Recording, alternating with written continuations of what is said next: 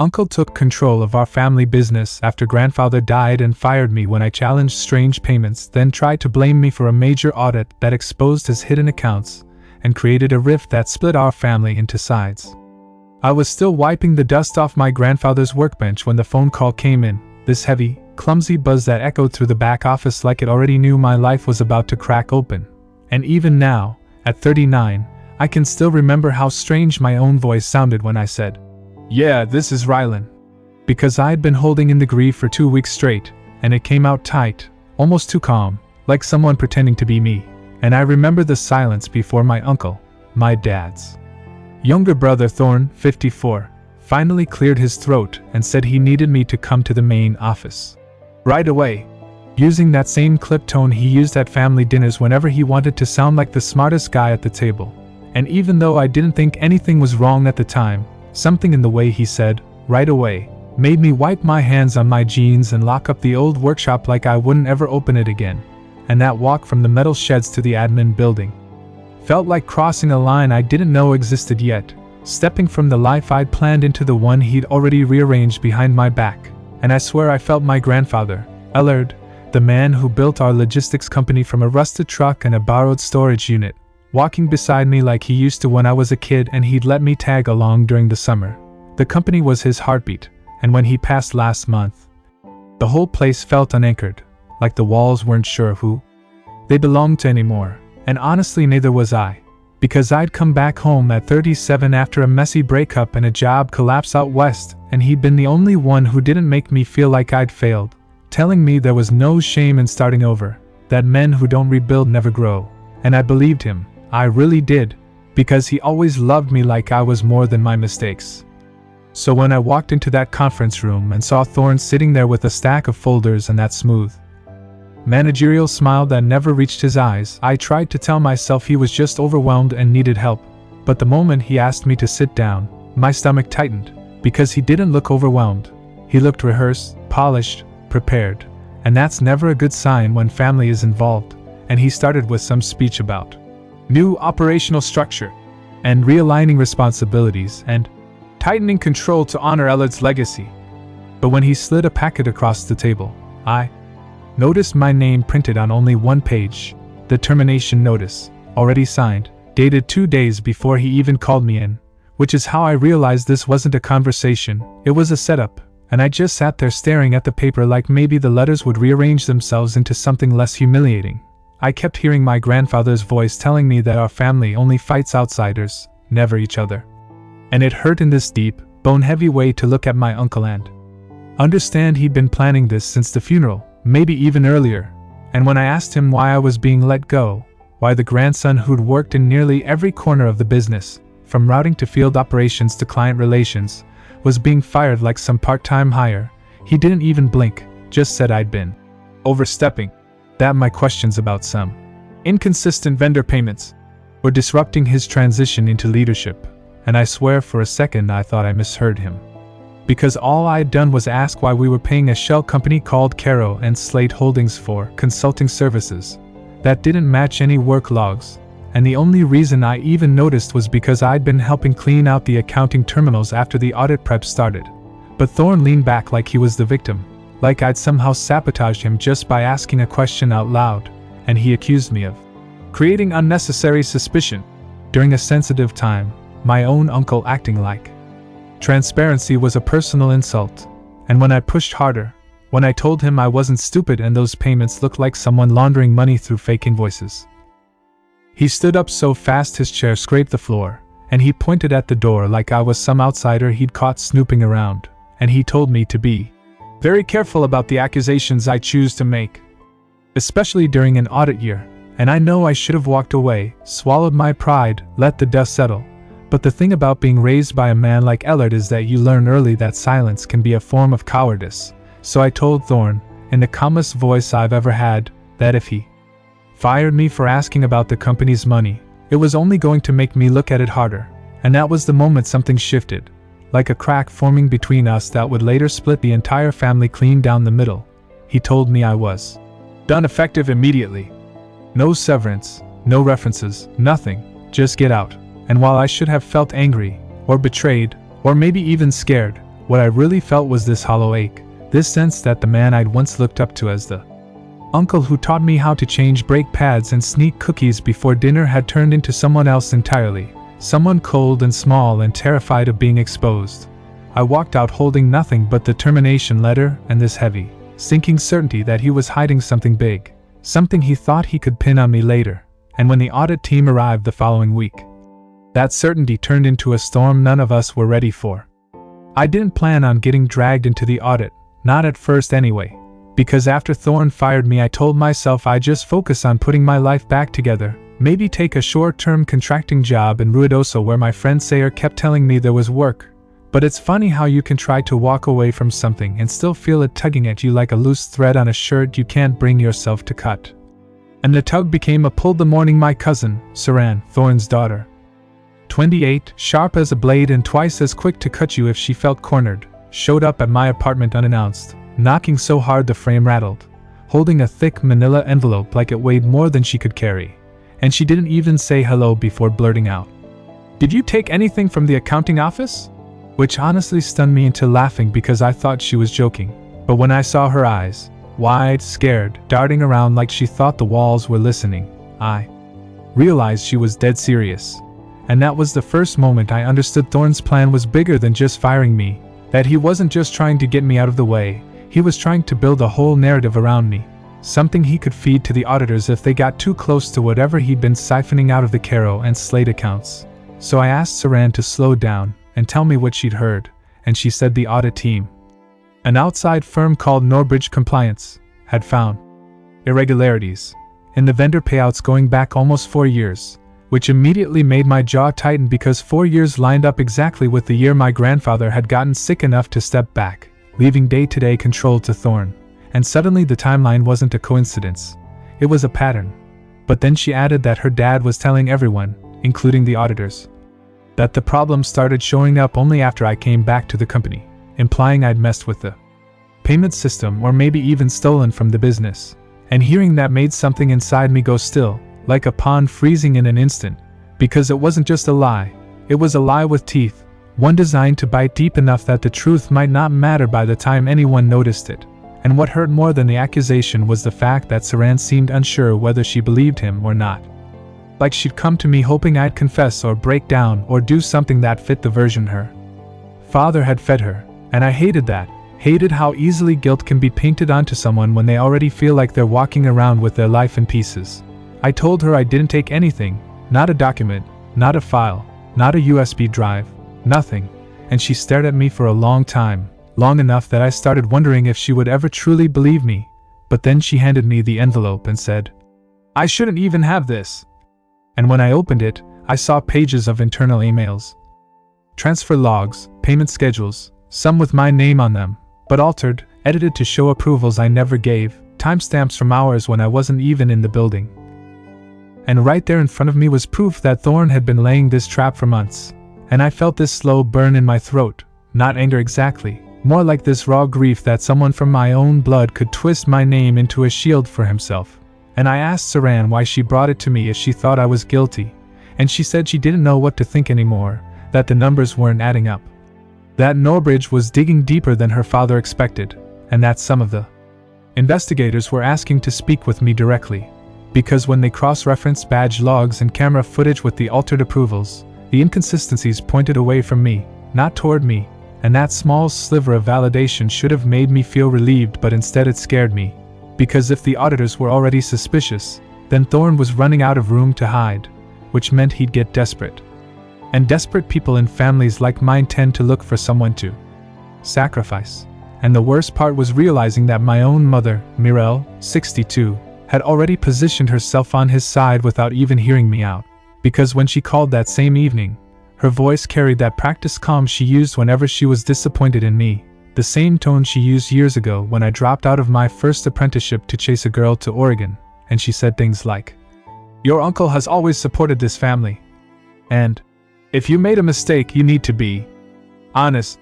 And I could hear the scripted nature of it, the fingerprints of Thorne in every word, shaping the narrative before anyone even had the full story. And the divide wasn't just starting, it was already forming, already stacking people on opposite sides.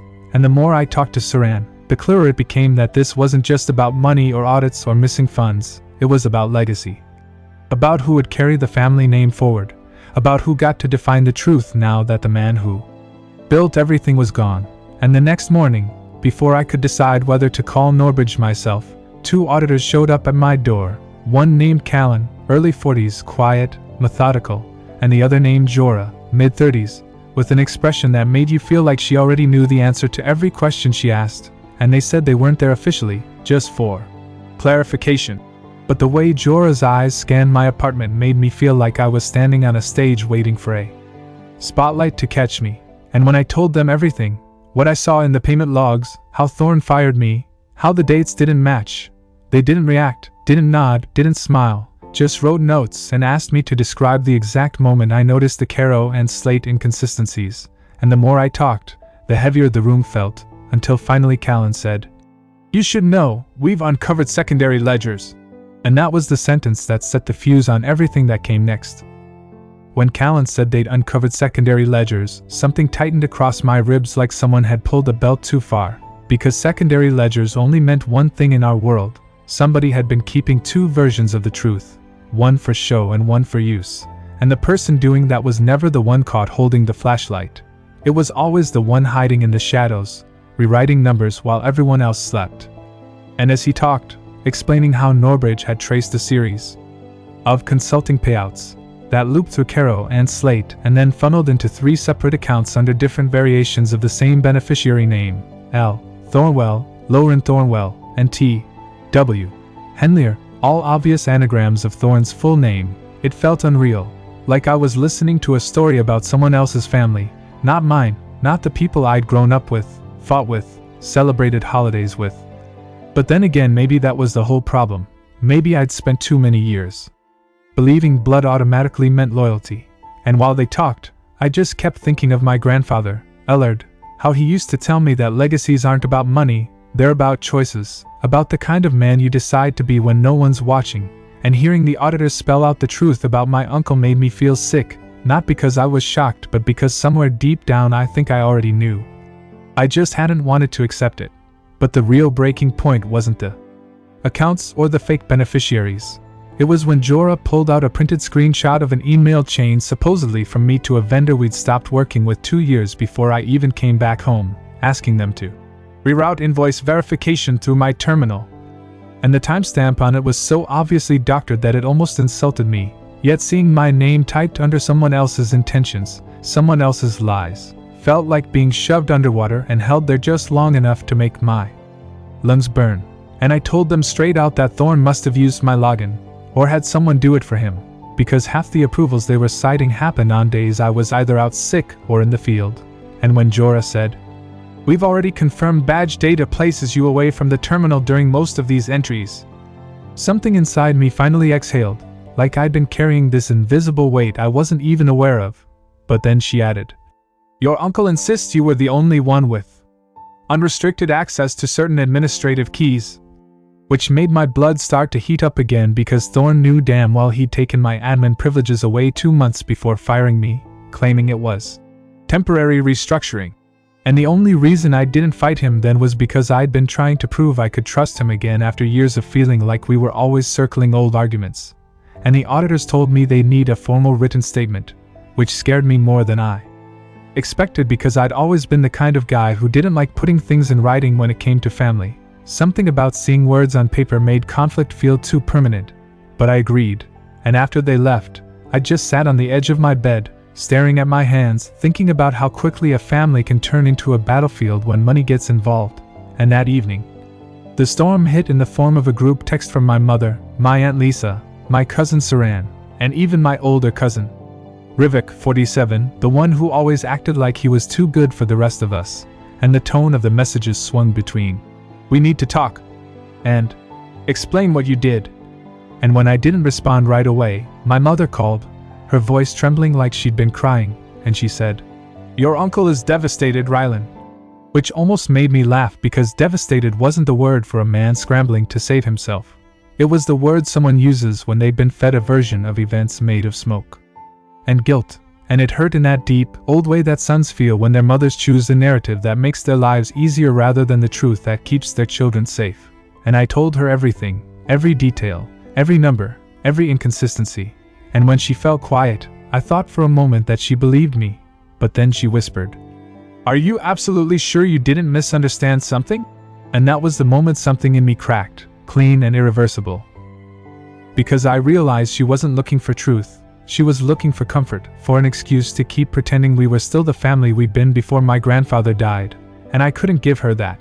So I hung up after telling her I loved her, even though it hurt to say it through clenched teeth. And for the first time since this whole thing started, I felt truly alone. But the isolation didn't last long because the next morning, Norbridge called again, not for clarification this time but to tell me they had found something they needed me to see in person, something they didn't want to discuss over the phone. And I drove to the corporate building with my stomach twisted so tight I felt like I could taste metal. And when I got there, they led me through the back hallway toward my grandfather's old office, an area only a handful of us ever had access to. And when they opened the door, the air even smelled the same. Like dust and varnish and something old enough to feel sacred. But the thing that caught my eye wasn't the furniture or the framed photos. It was the cardboard box on the center table, filled with printed ledgers, handwritten notes, and a small external hard drive, all labeled with dates that matched the exact periods Thorne claimed I'd manipulated the accounts. And the auditor said the box had been discovered in a locked supply closet behind a shelving unit, a closet only 2 people had keys to. My grandfather before he died, and my uncle, who had apparently forgotten it existed. And as I stepped closer, recognizing my grandfather's handwriting, all shaky from the illness but still recognizable, I realized these weren't secondary ledgers at all. They were primary ones, records he'd kept when he first started suspecting someone was bleeding money from the company, and the last dated entry was written just 5 days before he passed away, naming the person he believed was responsible. The moment I saw my grandfather's handwriting, shaky but unmistakably his, something inside me tightened in this strange mix of grief and clarity, like I was finally seeing the truth he'd been trying to tell someone, maybe anyone, before he died. And I remember reaching into the box with hands that didn't feel like mine anymore, lifting the last ledger he ever wrote in. This worn brown book with a cracked spine and a corner folded like he meant to come back to it later, and on the final page he'd written a note addressed not to the company, not to the auditors, but to me. "If they ever question what's happened to us, look here." And under it, in trembling letters, my uncle's full name, Thorndewell, circled twice as if he wanted to make sure no one could mistake it.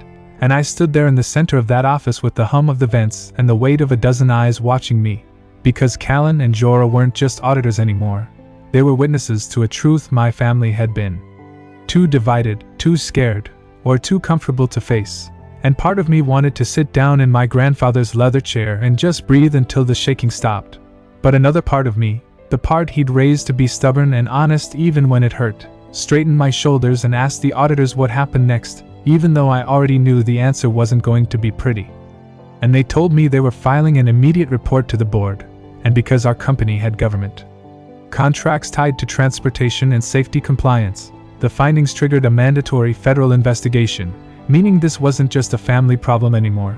This was going to crack open in the kind of way you can't tape back together, and hearing that made my throat tighten, not out of fear but out of this overwhelming sense of loss. Like the final piece of the world I grew up in had just been lifted away to reveal rot underneath. And when I walked out of the building with that ledger pressed against my chest like a shield, the cold afternoon air felt sharper than it should have, like the world was pushing me towards something I wasn't sure I was ready for. But there was no going back because within an hour the group text started again, then the calls, then the panicked messages from cousins I hadn't spoken to in months, everyone suddenly wanting my side of the story. Except it wasn't really that. They just wanted reassurance that their lives weren't about to be turned inside out by what was coming. And I didn't answer any of them except Saran, because she'd been the only one brave enough to show me the truth even when she wasn't sure where she stood. And when she came over that night, she looked smaller somehow, like she'd aged 10 years in a day, and she asked me straight out, "Is it really him?" And I didn't have to say anything. The ledger on my coffee table said it for me. And she sank onto the couch with her head in her hands, whispering, "He's going to hate me." And I told her something my grandfather once told me, that sometimes protecting the truth costs more than lying ever will. but the price is worth paying because lies don't end. They multiply, and eventually they swallow everything. And while we sat there, the news hit the family chat that the board had placed my uncle on immediate administrative leave, and 20 minutes later, someone posted a screenshot of a local news alert saying the company was under federal review for financial misconduct. And I could almost picture the look on my mother's face, the disbelief, the fear, the shame of realizing she'd believed the wrong son. And even though part of me felt vindicated, another part just felt tired, like this entire thing had drained years from me I'd never get back. And when my mother finally called, her voice was barely above a whisper, and she said my name like it physically hurt her to say it, and she apologized. Not a full apology, not the kind where someone admits every wrong, but the kind where a parent realizes too late that their fear clouded their love. And even though it wasn't enough, it was something, and I told her I didn't blame her. Because grief does strange things to people, especially when it mixes with loyalty and denial. And when she asked me if I was coming home, I told her not tonight, not yet, because I needed space to breathe without feeling like I was standing in the blast radius of generations of family pressure. And the days that followed were a blur of statements, interviews, and late-night calls from board members looking for clarity. And somewhere in the middle of all that, I realized I'd stopped feeling angry. Not because what happened didn't hurt, but because the anger had burned itself clean, leaving only this quiet sadness for the version of our family that might have survived if my uncle hadn't let greed turn him into someone unrecognizable. And when the investigation finally confirmed everything, fake vendors, siphoned funds, altered approvals, all of it, the board voted to remove him permanently. And he left the company in disgrace, refusing to speak to anyone, even his own daughter. And that's when the split truly solidified, with some relatives siding with me, some clinging to the idea that he'd been misunderstood, and some refusing to choose at all, like neutrality could protect them from the fallout. But the truth is, families don't break clean, they fracture slowly, then all at once, and sometimes the pieces never fit the same way again. And as much as I wanted a tidy ending, something that felt like justice or closure, what I got instead was this quiet understanding that maybe the closest thing to peace is accepting that not every wound gets stitched shut. And I wish I could say everything went back to normal, that we rebuilt the business together in my grandfather's memory. But real life doesn't tie itself into bows like that. The company survived, yes, but the people didn't heal at the same speed. And even now, when I walk past the old workshop, the one where I used to sweep the floors with my grandfather humming beside me, I still feel that empty space where trust used to live. But I also feel something else, something steadier, like the whisper of a legacy finally being honored, not because I restored the company or exposed the truth, but because I chose not to let someone else rewrite who I was. And in the end, maybe that's enough. Maybe standing up, even when it costs you part of your family, is its own kind of inheritance. One my grandfather would have understood better than anyone.